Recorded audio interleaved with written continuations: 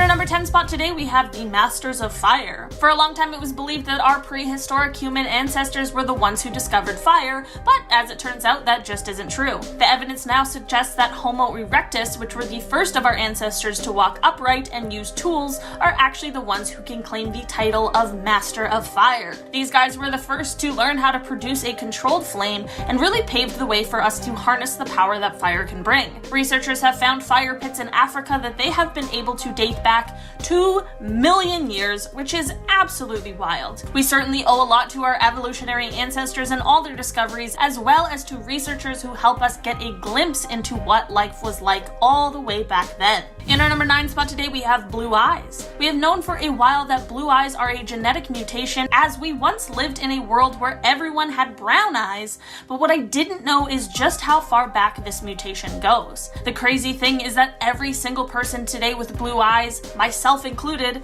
can be traced back to one single common ancestor from thousands and thousands of years ago. That is pretty wild when you really think about it. While blue eyes are more rare than we think, it is thought that this trait only survived because of the fact that these blue eyes were seen as highly attractive, which ensured that those with the blue eyes had no trouble finding a partner to procreate with. I'm extremely grateful that things didn't go the opposite way and it wasn't considered a horrendous mutation, or that there wasn't some scary belief that those with blue eyes were cursed, because if that was the case, our world would have been a lot different. I mean, at least in terms of eye color. In our number 8 spot today, we have relationship transformation. Our early human ancestors lived mostly nomadic lives, but at some point there began to be a transition into a more settled life. With this settlement came agriculture and property, which also means inheritance. This completely changed the way we looked at relationships and procreation. In the more nomadic times, monogamy wasn't really a thing because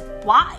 It wouldn't necessarily matter, and it was the norm for both males and females to have multiple sexual partners. The idea of monogamy just didn't really exist, but with the shift of civilization came the shift in this way of thinking. Now that people have homes and things, knowing who your children are becomes a lot more important to people. It's not like this shift happened overnight, but it certainly made quite the change for those who were living during these times. This undoubtedly has affected the way we live our lives and the more modern view of family and relationships. Who knows what our world would look like if this specific change never occurred. In our number 7 spot today, we have sharing the earth. Evolution isn't a linear process. This might seem obvious, but it's something that not everyone has taken time to consider. This means that our early human ancestors, the early Homo sapiens, lived on Earth with our even earlier evolutionary ancestors, such as the Homo floresiensis, which is more colloquially referred to as the Hobbit. That is absolute insanity to think about.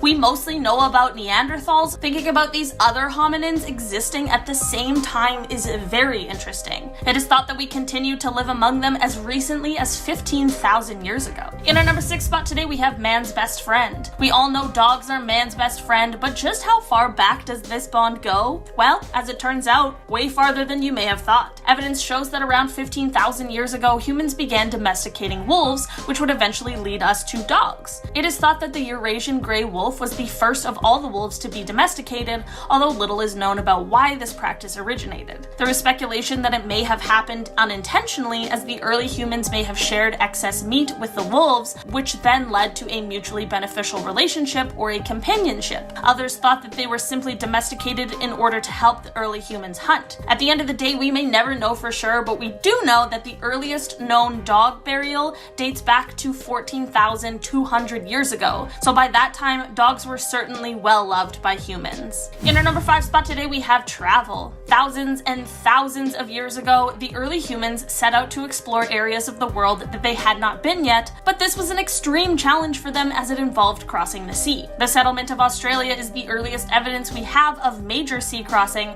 and it is considered to be one of the greatest achievements the early humans made. It is, however, unclear if the goal was to reach Australia or if these people just got caught up in wind and waves and luckily arrived on land. It is assumed that the boats used were made out of bamboo, but researchers will likely never know for sure. There is some evidence that suggests that the early humans may have reached Australia as early as 120 70,000 years ago, but we know for sure that it was at least 65,000 years ago, which is still quite a feat. It is highly unlikely that the early humans made it on this voyage on their first try, so we can only imagine how many people lost their lives in an attempt to explore our Earth. Who knows what would have happened if they never took these risks? In our number 4 spot today, we have the burial practices. Every culture has their own practices for the burial of people who have passed away, and it is usually part of some sort of ceremony or ritual, but this wasn't always necessarily the case. The early humans had quite a wide variety of burial practices, with some burials and graves being extremely lavish and well decorated, with others just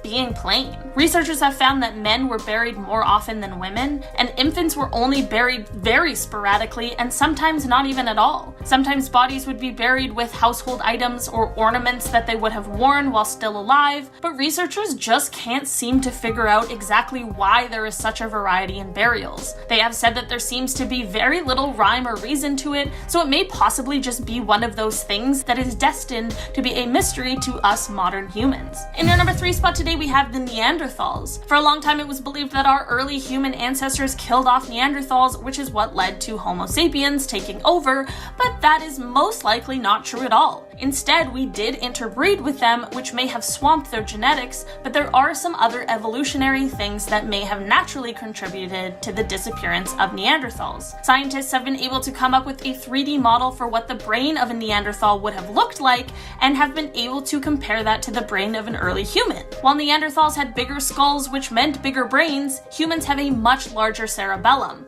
This is important since the cerebellum is responsible for so much, including movement and balance, to vision and learning, to language, and even mood. This means that we basically just may have had more flexible minds than Neanderthals, which allowed us to progress more quickly. We may have developed better hunting and foraging tactics quicker, as well as being able to develop technology at a higher rate. While we may never know for sure what caused the disappearance of Neanderthals, it is still a question that is highly researched and looked into, so there is a possibility that one day we'll know for sure. In our number 2 spot today, we have tuberculosis. Tuberculosis has been around for years and has wreaked quite a havoc on our world, but its history goes back farther than we may have thought. The disease was well documented in ancient Egypt, as mummies have been found with signs of the bacteria dating back 6,000 years, but scientists have begun being able to trace it back even farther than that to the Neolithic transition. This is the time when humans began taking part in agriculture and began domesticating more animals, and for a while it was believed that tuberculosis may have originated in these animals and then it was passed on to humans. Well, as it turns out, this may not even be the beginning of the disease, as it is now believed that it emerged in humans 70,000 years ago. It is quite a mystery how it has managed to survive this long, as it needs a human host, but it also usually kills the human who is infected with it.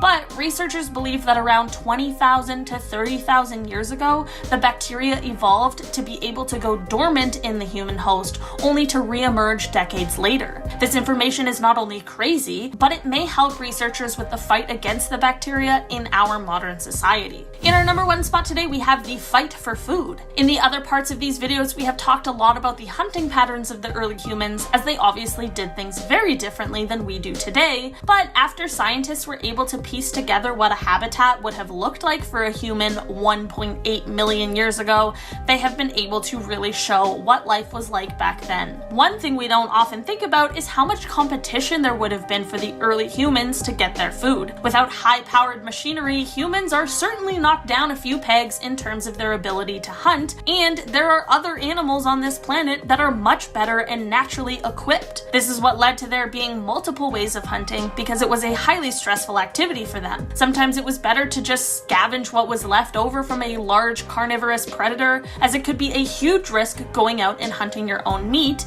in fear of becoming the meal. The recreation of the habitat also led researchers to learn more about the lives of the earliest humans and how they ate and drank. It is also believed that when they did go out to hunt their own meat, they most likely brought it back to safer places in order to feast on their kill. We live in a time now where if you get hurt or sick, you can walk down to the doctor and then they'll patch you up as good as new. Well, it depends on how much you take care of your body. If you get a stomach ache and then the doctor gives you something to feel better, but then you go home and keep eating Doritos, your body isn't really going to heal, but you'll still be better off than early humans were. Back then, if you sprained your ankle, they would leave you on a rock to get eaten by a saber-toothed tiger. There would have been no comeback story. It was one and done. In fact, the life expectancy for early humans was somewhere in their late 30s. That means you had to get your life together fast. I might have already been an elder in my tribe, or almost dead by the time I reached this stage of my life. I would probably be walking with a limp and too weak to fight. It wouldn't be long before I'd be sentenced to death by being left behind like the third dude on the sidewalk. And there would be good reason for this. If it wasn't an injury that would get you, it would be some sort of insect or infection. There was a little chance that you would be able to avoid the many things in the prehistoric world that would be trying to kill you at all times. In our number 9 spot today, we have the Venus of Willendorf. If you've never heard of it before, the Venus of Willendorf is a small figurine that is said to have been made around 30,000 years ago, and it was one of the first cultural items that was found from the Paleolithic era. This specific figurine is similar to others that have been found from the same era as well, but this specific one was found during an excavation in 1908. These figurines are depictions of a nude female body, but there are most definitely some exaggerations. Some researchers believe that these figurines may have been a representation of a mother goddess and would be used as a symbolic fertility totem, but some people believe that these figurines were more of a form of erotic art. There is, however, one more theory about these figurines. It is believed by some that they were created by female artists who were looking down on their bodies. This theory says that this would be the reason there wouldn't be a face included on the figurine, as there were no mirrors for them to clearly see their own reflection. Coming in at number 8, we have crossover episode. Early humans were very territorial creatures, but they weren't dumb. Well, they weren't dumb compared to the creatures that were around back then. If we were to introduce them to today's society, they wouldn't be giving a lecture on the simple ways of hunting and gathering. What I mean by they weren't dumb is that they understood that they were much weaker than a lot of the other creatures that were around them, and they would need to work together if they wanted to take them down for food. This meant that they would often encounter other humans while they would be walking around and hunting, and instead of instantly getting into a fight over the hunting territory, they would join forces to wage war on larger edible mammals.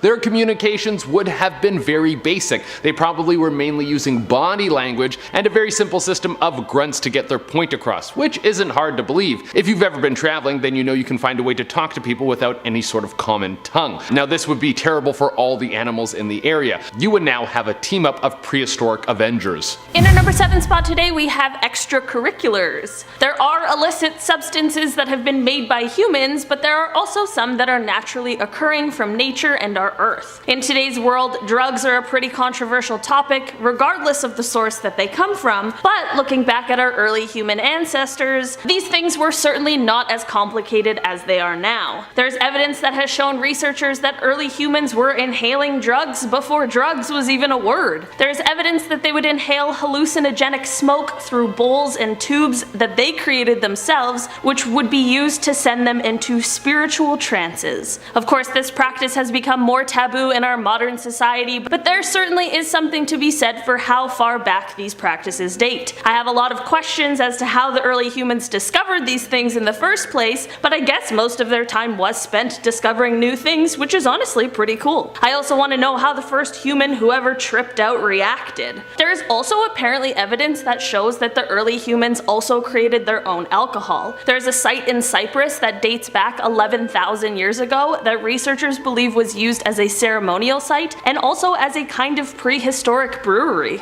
Coming in at number 6, we have more hunting patterns. We talked about in part 1 of this list how some early humans would hunt. They would use their marathon running ability to literally run animals to exhaustion, having a beast sprint until it couldn't run any further and then drop down dead. But that wasn't the only way they were able to bring death to all the animals and creatures around them. A very popular form of hunting was just being the sneakiest dude in town, hiding in the bushes for hours until some unsuspecting animal got too close. You would then jump out and drive your spear through its head and bring it to the ground. This hunting technique could have been performed by small groups of hunters, but if you wanted to bring down something bigger, well then it was going to take a tactic that might have been a little more brutal. It was thought that early humans would chase things down like woolly mammoths and push them to the edge of a cliff. A group of them would then pressure the animal until it got scared and tumbled to its death. You could then go to where the creature fell down and it would be bon appetit. We have the waiting game. I know we've talked about hunting a few times, but this is just another one of those sneaky guy hunting methods that used to be used thousands and thousands of years ago. Now, hunting larger animals and prey has become significantly easier as we have high-powered machines that allow us to take out animals that are much, much larger than us, but of course, this wasn't always the case. You know the phrase, work smarter, not harder? Well, early humans had that down as they would hide away, waiting for some form of a large predator to come and take down a prey that would be too big for humans to conquer. After this, they would wait for the large predator to leave, which is when they would go and scavenge the remains of the animal for food. This certainly wasn't the most common hunting tactic, as humans had different taste preferences than, let's say, a lion. Like, a lion doesn't really care what age their prey is, but it has apparently been shown that early humans preferred their meat to have been in their prime of adulthood before becoming their meal. But hey, beggars can't be choosers. Coming in at number 4, we have cancer was still a problem. We like to think that one of the biggest killers of modern man is something that is new, and it's been brought on by our overindulgence in chemicals and from having extremely poor diets. Did you know that eating fried food leaves your body more inflamed than smoking a cigarette? That's pretty wild. But back to my point. Even though some of our modern tendencies have exacerbated how much cancer we are seeing develop in people, that doesn't mean that the disease is brand new. An archaeological dig in Kenya showed that early humans had lumps in their bodies that were most likely cancer tumors. There would have been no way to fight this back then, and it would have probably led to death in every case. In our number 3 spot today, we have the tattooed mummy. If mummies are something you're into, that's a little weird, but you may have also heard of Otzi the Iceman. Otzi was found in the Alps and is the earliest natural human mummy ever found in Europe, which is actually kind of cool. I mean, maybe not for Otzi, but it's an interesting fact for sure. Anyways, there was of course a lot of research done on him after his discovery, and one thing that was very notable was the fact that he had a total of 61 tattoos on his body. That is probably not anything crazy for us today, but all things considered, this was a lot of tattoos for someone during the time that he lived in. Most of the tattoos were difficult to see at first, which seems pretty fair considering the fact that he lived thousands and thousands of years ago and the fact that his body is now mummified. While the idea of him having tattoos is certainly very interesting, researchers believe that the tattoos were actually done as an attempt at pain relief, sort of like a prehistoric version of acupuncture that used fireplace ash. It's honestly kind of sad to think of him as being in pain so often that he needed 61 different tattoos, all of which were gone over multiple times on different occasions. Coming in at number 2, we have climate change forced innovation. Seeing the beast of climate change that is coming over the horizon makes you wonder if we're going to be able to beat it and strive to be alive another day. Are we going to be able to come up with a way to best the biggest threat that we have seen in recent years? I think we will. Honestly, I think I'm going to change so little about my lifestyle that I won't even notice that there was a change when the world is just fixed. That's what happens with most of my problems. And if history is right, then that's exactly how things should play out. It would seem that climate change has been something that our ancestors have faced before, and every time they've come up with a new and innovative way to combat these changes and survive. So we just gotta pull it off one more time and we're good, baby. And in our number 1 spot today, we have these prehistoric medical practices.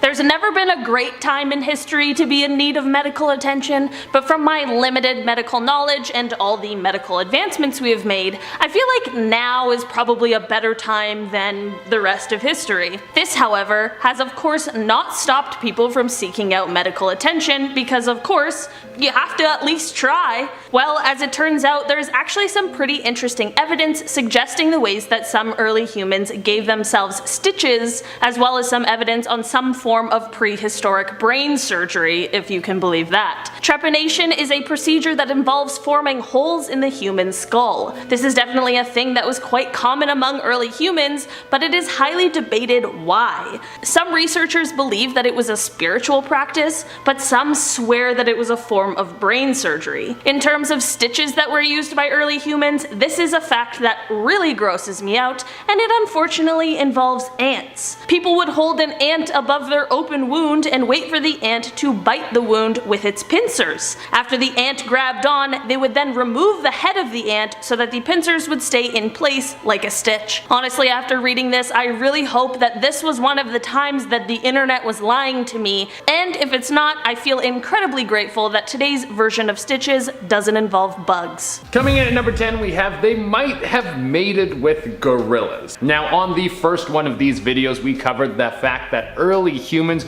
were deep in the dating game and had no interest in only sleeping with their own species. Thanks to the wonders of science we've been able to discover that modern humans have traces of other prehistoric humans in their DNA like Neanderthals and Denisovians. I wonder what Tinder looked like back before we had stone tools. Would you just whip a rock into a crowd and whoever got clocked in the head would be your date to the prehistoric prom? Now it would seem that humans took it a step further and might have been hooking up with gorillas, and the evidence to back this up is the fact that humans have two very different kinds of lice on their body. While nearly every other mammal on this planet only has one type of creepy species of lice that likes to rummage through their hair, we have two. We have head lice and we have pubic lice. Can you guess which one of the two species of lice that we have on our bodies is the most similar to the lice found on gorillas? Yeah, it's pubic lice. Yeah, so if you wanted the image of a caveman kissing Harambe on the lips, I just brought it home to you. Coming in at number 9, we have the fact that humans just died off. Now, of course, all the early humans are dead, unless the theories that some of the celebrities we see are immortals who rule the earth from a shadow government are true. But it's not so much that they died off, but that about 80,000 years ago, a bunch of them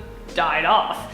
It was one of the rare times in human history where we saw our numbers drop. I don't know if you've been paying attention to human nature, but we tend to spread faster than a video of Joe Biden tripping up the stairs. But for some reason, there was a force that caused the human population to drop drastically and we have no idea what it was. Now, chances are it wasn't some war, there wasn't enough of us back then, and we were too stupid to be that organized. One of the more popular theories is that there was a massive volcanic eruption that caused a carpet of ash to cover the skies, which led to freezing temperatures and massive food shortages. Now this is terrifying because what is stopping that from happening again? Is it someone's job to plug up all the volcanoes or vacuum up the sky if it's covered in smog cloud from hell?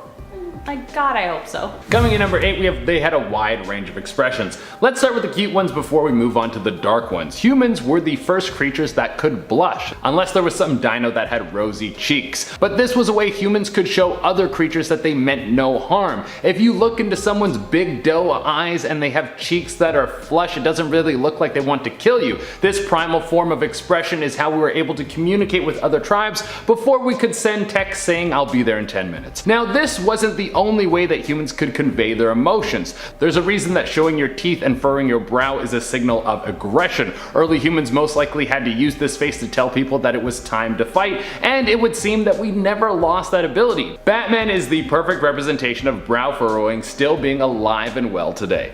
Coming in at number 7, we have the fact that we lowered our voice box. Now, this wasn't the choice of early humans, it just kind of happened. See, there's something very interesting about humans that seems like a design flaw. When we look at a lot of other primates and monkeys, we find that they have a much higher voice box. Now, this makes it pretty much impossible for them to talk, but it also prevents them from choking. See, because we have a voice box that is so low, it is much easier to choke. So at some point in our evolution, early man started to live a life that prioritized talking over choking to death.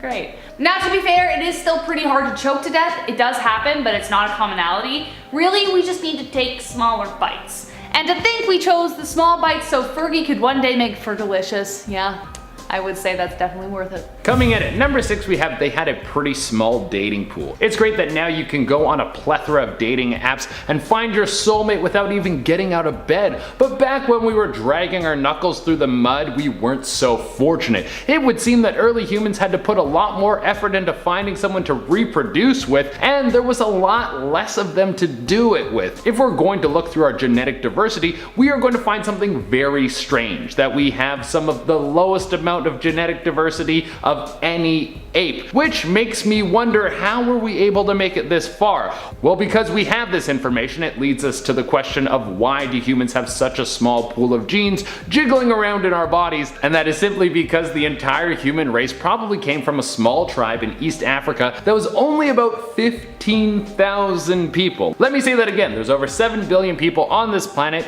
and they are the offspring of a group of 15,000 people. There were 150,000 people just in the suburb I grew up in. Would you really want to be the guy who screwed up on the hunt and then every human in the world would find out that you suck? You would never get a date again. Coming in at number 5, it's the fact that we crossed the ocean. Here's something crazy. Early humans all started in Africa, and once they decided that they wanted to move out of the original basement, they trekked around the world, and that's how we've been able to cover the world with pizza, K-pop, and fancy clothes. But how the hell did early humans make it to Australia 50,000 years ago? Well, they did it in boats, my dude. They jumped in boats before they even had GPS or a Sudoku book to pass the time. And they set sail to find out who knows what. They crossed the ocean on something that Bear Grylls could have built with a shoestring and some bamboo shoots. I mean, we don't know that for sure, but it would seem that would be the only logical answer as to how they made it there, which is one of the most impressive feats imaginable. Unless you're a flat earther and you don't believe Australia is real and that everyone on the kangaroo continent is an actor, can we address how stupid that is for a moment? And who was the budget for this, and are people writing a script for what goes on down there? Zack Snyder jumped off of the Justice League and farted out the timeline for Australia 2021. Coming in at number 4, we have they gave us lower back pain. I mean, they didn't really do this on purpose. There wasn't some early human scientist who was thinking, I hate the future and I want everyone there to suffer and need to see a chiropractor. No, it was much less intentional. See, early humans used to spend their days walking around on all fours like we see with most other primates. They also had to hunt and travel to get food, which was very demanding work, which gave us strong bodies that had thick bones and a posture that was constantly leaning over so we could walk on our hands. Then we, for whatever reason, started to walk upright. I don't know whose idea this was. Whoever thought 2 legs was better than 4 is dead wrong. But it's okay because we still had strong muscles and thick bones to support our new lifestyle. But then we invented agriculture and we started to become much more sedentary. So now our bodies are soft and we're walking upright, which puts a ton of stress on our lower back and hips. So unless you're hitting your yoga every other day, you're gonna see your joints wear and tear like the crotch area on your jeans. Why couldn't these dudes just stay down on their hands so I didn't have to see an osteopath every 3 weeks? Alright, coming in at number 3, we have the fact that they were the bringers of death. This should come as a surprise to no one, but humans are very good at killing. It doesn't matter if it's plant life, animal life, human life, or the entire planet itself, we are finding new and inventive ways to create death. And just so you know, this is nothing new. Early humans found so many different ways to hunt and bring destruction. Back then it was more for survival. No one was trophy hunting. But there are tons of tools like clubs, spears, and hatchets that some of our ancestors would use while they were tracking down their prey. Some of the more inventive things that have been discovered are fishing rods and nets. And it would seem that some of the weaponry and hunting tools that early man was able to make was more advanced than we originally thought. Coming in at number 2, we have the death throw. I know this sounds like a move from a cheesy kung fu movie, but it was actually one of the key elements that led to Homo sapiens' ability to take over the world. We can throw better and faster than pretty much any other animal on the planet. I'm sure if you trained a chimp to throw a ball its whole life, it could do a better job than a pitcher on sheer strength, but it doesn't come to them naturally. See, humans found out they could whip almost anything like a slug firing out of a shotgun, and this gave us an edge to start taking over.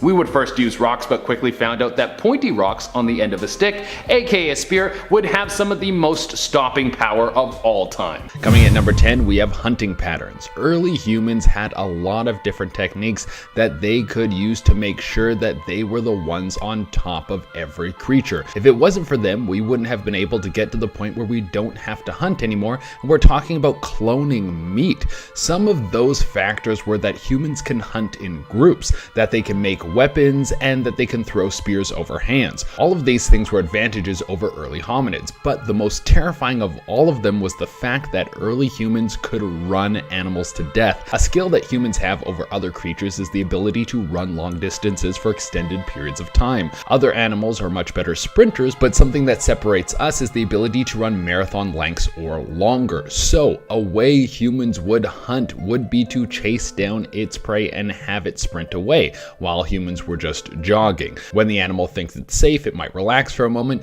but then it would see humans approaching again, so it would sprint away again. The prey would once again settle down and then see humans running from far away. Early humans would literally run its prey to exhaustion because most animals don't sweat, so they overheat, collapse, and then become food. This process would sometimes take days. And guys, make sure you hit that like button because it really helps us out. Coming in at number 9, we have eradicated all the competition. There used to be a bunch of other species of human-like animals. Like, I'm sure that many of you have heard of Neanderthals. There's some people who have Neanderthal DNA. So if there was a bunch of human-like beings that were walking around the same time as us, how were we able to become the ones who came out on top? Well, one of the theories is that we were the best at warfare. All of the early Homo sapiens would go to war with the other species that were around them, and they took everyone out. I mean, they had some advantages that the others didn't. For instance, there was suspicion that they had the ability to throw spears overhead, which used to be the deadliest form of attack. Other species didn't have the dexterity for this, and that meant that they were easily wiped out, and back then we took no prisoners. Coming in at number 8, we have they were fueled by meat. There's a lot of evidence that meat combined with fire was the deciding factor in seeing humans evolve to stronger beings. See, humans were eating meat before we were able to use fire in a controlled sense to cook it, but we were eating raw meat, and when you're eating tons of raw meat, there's a higher chance that you're going to consume bacteria and parasites. So eating meat wasn't the safest, and our bodies needed longer digestive systems to digest this meat safely. This costs more calories, which is a precious resource for early humans. Now, when we started cooking meat, it meant that we could eat more of it and evolved to have smaller digestive tracts and bigger brains. So early humans were meat machines that were hungry to cook and burn all of the breathing creatures around them. Coming at number 7, we have sucking it dry. Now, as much as meat was a valuable source, it was still hard to get at times, and hunting was never easy. Hunter-gatherers are thought to have gotten 80% of their calories from gathering, but the early humans that were in charge of scavenging the land to find food did find a way to get some protein into the diet, and that was through bones. Scavengers would often bring back bones of dead animals, and humans found out that cracking the bones open and sucking the marrow out of them was a great source of protein. Actually, it's believed that for a long time, bone marrow was the main source of protein for early man. That is kind of a gruesome image to think of. A human cracking open the skull of another animal and sucking the marrow out of it like a gothic Capri Sun.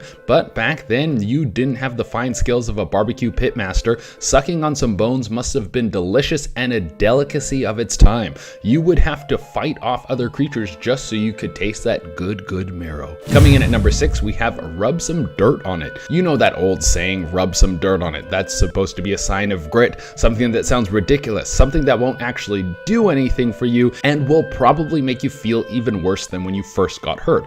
Well, it turns out it might actually help. It's thought that early humans would actually take clay and rub it on their open wounds to try and heal them. Now, this sounds crazy. Why on earth would they do something like that? Well, they didn't do it just because they didn't know that much about medicine. It turns out that rubbing clay on a wound actually has some pretty strong healing properties. It would not only help the wound heal, but it would keep out parasites and bugs and stop the smell from attracting predators. That's crazy when you think about it. Not the fact that it actually works, but the fact that the saying rub some dirt on it actually has some medical backing. What about our other sayings like easy come, easy go? What does that even mean? Well, I know what it means, but does it mean something more? Coming in at number 5, we have they had no homes. Early humans would travel around constantly. They were what's called a nomad. They had no home and nowhere to come back to every day. Could you imagine that life now? Every day you gotta find a new landlord, and the next day you spend finding another landlord. In between that, you would stop at Burger King to eat and then move on because someone took your favorite spot. The reason for this was food. As we've already covered, the main source of food for early man was gathering and hunting. Both these things involve moving great distances to collect as much food as possible